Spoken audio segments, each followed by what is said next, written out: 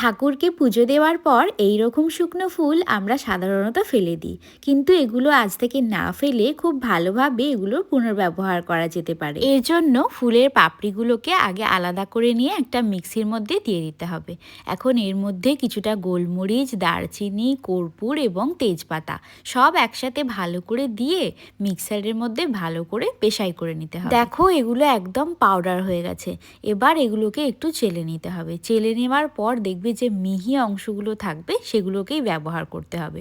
এর সাথে এখানে ঘি এবং মধু আমি মিশিয়ে নেব। ঠাকুরকে পুজো দেওয়া ফুল দিয়েই কিন্তু ঠাকুরকে পুজো দেওয়ার ধূপ তোমরা বাড়িতেই বানিয়ে নিতে পারবে। এরকমভাবে হাত দিয়ে একটু মেখে নিতে হবে, যতটা পরিমাণ লাগবে দিয়েছি।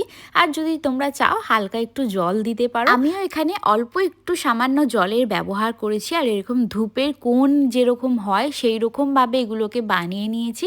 এবার এগুলোকে রোদে ভালো করে শুকিয়ে নিতে হবে। শুকিয়ে নিলেই কিন্তু ধূপ একদম তৈরি।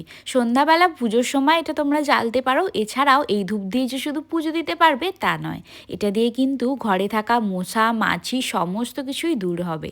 এতে আলাদা করে কোনো সুগন্ধ ব্যবহার করা হয়নি, তবে এর আলাদাই একটা গন্ধ আছে যেটা কিন্তু খুব ভালো লাগবে তোমাদের। তাহলে আজ থেকে ফুলগুলো না ফেলে জমিয়ে রেখে এইরকম ধূপ বানিয়ে ফেলো।